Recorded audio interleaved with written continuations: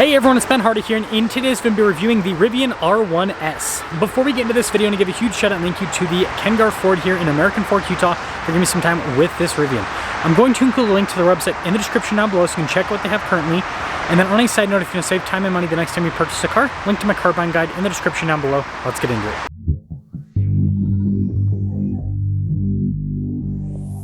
So let's start things off by going over the EV specs. So we have a quad electric motor setup, putting out 835 horsepower and then 908 pound-feet of torque. We've got mid 300s for the electric driving range and then a 135 kilowatt hour battery pack. Now Rivian is finally offering different battery packs, different electric motor setups now in 24, like as more readily available. But it seems like this is the most common setup that I see on the R1Ss and the R1Ts. So you got the carabiner key fob, which I think is pretty cool. You've got your lock and unlock function opening for the hatch and then the frunk, and we'll pop that frunk open. Now being fully electric and not having an engine means that, yeah, we've got tons of storage space up front. That's always a nice practical thing. And so you can imagine grocery shopping, all that kind of stuff. You've got more space, and closing is pretty easy. Again, I can just use the key fob to do that. Welcome to the future, folks. And then you've got the Rivian light bar here, and then look at this with the headlight design. Still crazy to see this in person. And then you've got the recovery points there at the bottom, parking sensors as well. And, you know, putting it all together, I still think, like, even though, what, 22 was the first year for the Rivians, I still think it's a really cool looking vehicle when you see one on the road. Now around the side here, this one has a tire and wheel setup of 275, 55, 21 in the front and over in the rear. And you can see this one has the aerodynamic style wheels, so they're mostly closed off, and these are definitely more street oriented tires. And then you've got the molding and the fender flares and everything. Rivian logo there, pop out door handles as well. Then you guys can see the Rivian badge on the side. And then here is your full side view with the R1S. Now popping into the back, I guess this comes with a box of goodies. This has the cool like tailgate hatch, which I think is a really nice feature, and I wish more SUVs would have still like had this. And then you've got on the other side rather, this to fold down the seats. As you can see, it's a nice feature. And this carpeting is actually pretty dang plush overall. But yeah, that manually, and then this one, there's a button right there, and that will lower the hatch down. Of course, we got a light bar here on the back with the Rivian logo and then R1S there. And putting it all together, let me know what you guys think about the looks. Now popping inside, you guys can see soft touch trim here at the top, and look at that. I like the coloration there, and then more down below as well. Really tight fit and finish. I mean, Rivian's been doing a pretty good job with that. And you can see this theme continues onto the seats. You can see the Rivian logo perforated all down the center portion. And we're actually gonna press that button right there. Now the third row I definitely reserve for kids that have very, very small feet because there's very minimal legroom. The seats back here, they do look nice. I mean, really nice design. You even have padding here in the back. You got vents and all that. Nice headliner here in the Rivian too. We also have our own roof here, our sunroof rather, which is pretty cool. Now in the second row, you can see legroom's good, and I like these mats here. I think those are nice. And then got a little storage there. You can see with the little USB vents here in the back. We have our own climate zone as well, heated seats on top of that, and this is actually a recline function right there on the side of the tab, so it helps out with the headroom and all that. And you got the cool grab handles, and then you guys can see the glass roof here. Now taking a look at the front door panel, you can see soft touch here, and look at the trim goes across, and then more of the soft touch trim down below. All of our window controls here, and I like the look of the handle there. And then blind spot monitoring with the mirrors, and interestingly enough, payload is pretty good, 1,653 pounds. And then here's the front seat. See all the trim down the center. Power adjustments on the side. You can see the pedals there as well. And then look at the trim here on the dash. That looks really nice.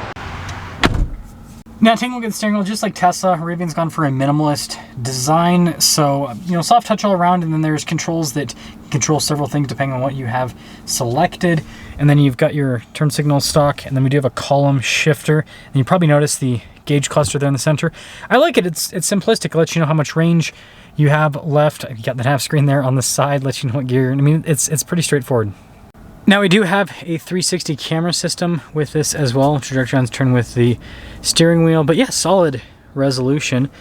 And then as for the rest of the screen, this controls pretty much everything for the vehicle. And this is so cool just with the overall layout. You guys can see with the different modes right there. But it lets us know stuff like elevation, for example. I think that's pretty cool. And then you can see the different things you can open there, and then that's just for the camera shortcut as well. But yeah, even though everything's built into the screen, similar to Tesla's, the screen's responsive enough and easy enough to use that, and I think it's a pretty pleasant experience. And then you've got that for the seats. You can see for the climate controls in general, it's easy to access all of that. So there's your center control. Got some vents down below. You can see the Rivian logo, and then some storage here. And then we've got this center console, which kind of makes an interesting sound when you open it up. But yeah, good storage space inside overall. And then you can see we've got kind of more storage up front. And then I think this one still has the, yeah, it's got the speaker thing. It's in every single Rivian. And then you guys already know, nice headliner, glass roof.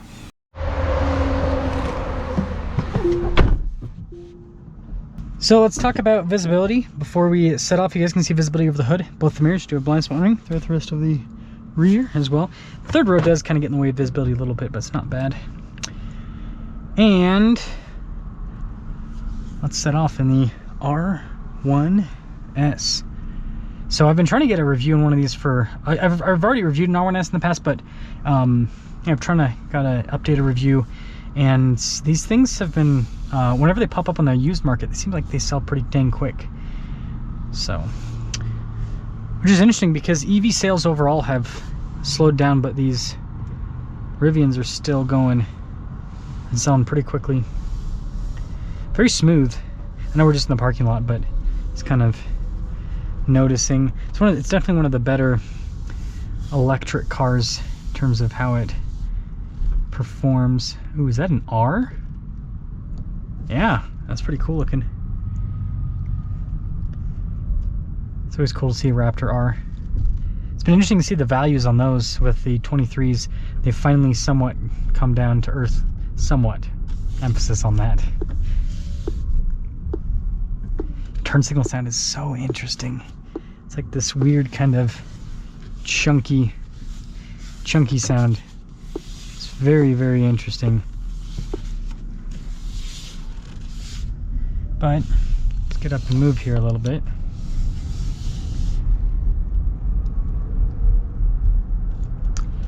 Again, being fully electric, super smooth because you get instant power and instant torque.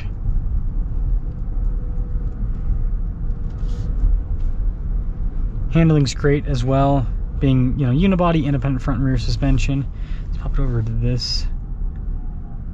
Screen's kind of laggy. That's interesting. I'm just kind of thinking why if you're using this while you drive. Let's punch it. Oh! Yeah, it's quick. It's quick. That is for sure. The ride feels on soft right now, so. Which I feel like you need with these bigger wheels and low profile tires that this particular spec has. And it handles really well. It's kind of like a sports car almost. You know, I think that Rivian fixed the R1S's poor handling, or yeah, poor driving and handling characteristics. Like the R1T drove so well, and then I remember when I first drove an R1S, I was really disappointed because it was just too rough riding, and it seems like they've fixed that. Like this drives really well now. So yeah, whatever tuning they did, I think it helped out quite a bit. One of my friends that owns a Rivian was telling me about that. And I was like, I gotta go drive one myself to see if that's reality. But yeah, it is better. Still not as good as the R1T, but I mean, it's a smaller vehicle, so it's never going to be as good in terms of like the comfort. But it's nice. It's really nice. I love the screen. I don't know why, but I love the screen so much. It's just cool. It's so fun. So I'm not sure what's happening here other than this. To cap things off here with this, I think this drives really well. I like this new setup here to like go through. Like, I think that's cool that they just make it super easy, super user friendly to go through the modes. And it's, I don't know, this whole tab I think looks a lot better than the kind of original iteration that I saw. Okay, there's multiple people pulling out. It's chaos. So yeah, overall they've improved the R1S. Would I get one? You know, I don't know. I'm still not sold on the whole electric thing.